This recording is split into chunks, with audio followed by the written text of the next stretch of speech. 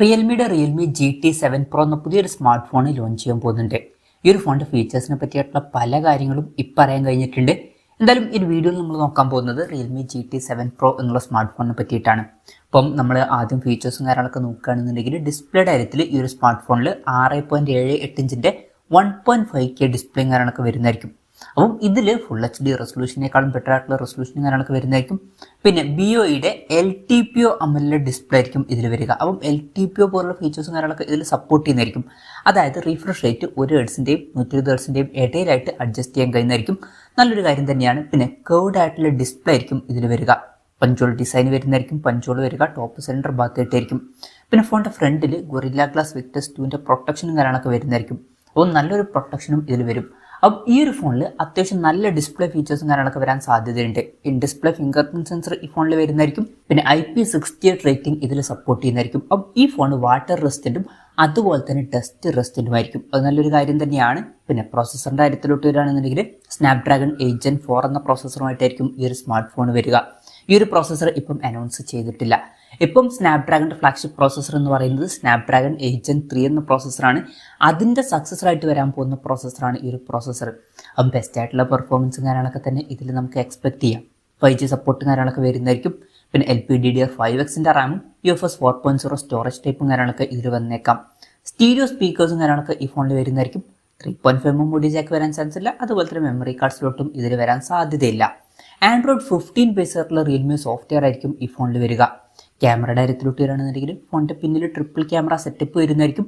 50 mega pixel main camera sensor ഈ ഫോണിൽ വന്നേക്കാം. ഇതിൽ OSൻ്റെ സപ്പോർട്ടൊക്കെ വരുന്നതായിരിക്കും. പിന്നെ 50 mega pixel ultra wide angle ലെൻസും അതുപോലെ തന്നെ 50 മെഗാ പിക്സൽ ഒരു പെരിസ്കോപ്പ് ലെൻസും ഇതിൽ വരുന്നതായിരിക്കും.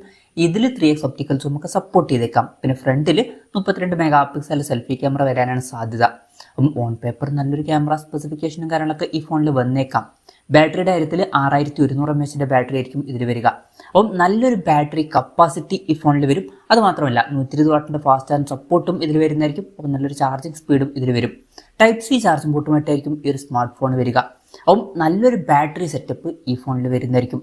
അപ്പം ഇതൊക്കെയാണ് ഫീച്ചേഴ്സിനെ പറ്റി പറയാനുള്ള കാര്യങ്ങൾ. ഇനി ലോഞ്ച് ഡേറ്റിൻ്റെ കാര്യം പറയുകയാണെന്നുണ്ടെങ്കിൽ അതിനെ പറ്റിയായിട്ടുള്ള കാര്യങ്ങളൊന്നും ഇപ്പം അറിയാൻ കഴിഞ്ഞിട്ടില്ല.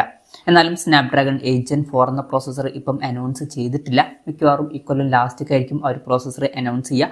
അപ്പം അത് കഴിഞ്ഞിട്ടായിരിക്കും ഈ ഫോണിൽ ലോഞ്ച് ചെയ്യുക. അപ്പം ഇക്കൊല്ലം ലാസ്റ്റ് അല്ലാന്നുണ്ടെങ്കിൽ അടുത്ത കൊല്ലം സ്റ്റാർട്ടിങ്ങിലായിട്ട് ഈ ഫോൺ നമുക്ക് എക്സ്പെക്ട് ചെയ്യാവുന്നതാണ്. പക്ഷേ ഒരു കാര്യം എന്താ വെച്ചാൽ ആദ്യം ചൈനീസ് മാർക്കറ്റിലായിരിക്കും ഈ ഫോൺ ലോഞ്ച് ചെയ്യുക. പിന്നീട് മാത്രമായിരിക്കും ഇന്ത്യ പോലുള്ള മാർക്കറ്റുകളിലോട്ടൊക്കെ ഈ ഫോൺ എത്തുക.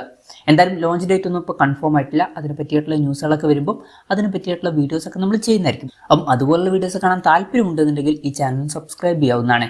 വലിയ കാര്യം പറയുകയാണെന്നുണ്ടെങ്കിൽ അതിനെ പറ്റിയിട്ടുള്ള കാര്യങ്ങളൊന്നും ഇപ്പം പറയാൻ കഴിഞ്ഞിട്ടില്ല. എന്നാലും ഫ്ലാഗ്ഷിപ്പ് ലെവലിൽ വരുന്ന ഫീച്ചേഴ്സും കാര്യങ്ങളൊക്കെ ഇതിൽ വരുന്നതായിരിക്കും. അപ്പം ഇന്ത്യൻ മാർക്കറ്റിൽ ഈ ഒരു സ്മാർട്ട് ഫോൺ നമുക്ക് 60,000-70,000 രൂപ പ്രൈസ് റേഞ്ചിലേക്കായിട്ട് എക്സ്പെക്ട് ചെയ്യാവുന്നതാണ്. ഒരു 60,000 രൂപ പ്രൈസ് റേഞ്ചിലേക്ക് ലോഞ്ച് ചെയ്യണമെന്നുണ്ടെങ്കിൽ നല്ലൊരു കാര്യമായിരിക്കും. എന്തായാലും റിയൽമിയുടെ റിയൽമി GT7 Pro എന്ന പുതിയൊരു സ്മാർട്ട് ഫോണിൽ ലോഞ്ച് ചെയ്യാൻ പോകുന്നുണ്ട്. ഫ്ലാഗ്ഷിപ്പ് ലെവലിൽ വരുന്ന സ്മാർട്ട് ഫോൺ ആയിരിക്കും. ഈ ഒരു ഫോണിനെ പറ്റിയിട്ടുള്ള നിങ്ങളുടെ അഭിപ്രായം ജസ്റ്റ് ഒന്ന് കമൻറ്റ് ചെയ്യുക. അതുപോലെ തന്നെ ഈ ഒരു സ്മാർട്ട് ഫോൺ ഇന്ത്യൻ മാർക്കറ്റിൽ നിങ്ങൾ ഏത് പ്രൈസിങ്ങിലാണ് എക്സ്പെക്ട് ചെയ്യുന്നത് എന്നുള്ള കാര്യം കൂടി ജസ്റ്റ് ഒന്ന് കമൻറ്റ് ചെയ്യുക.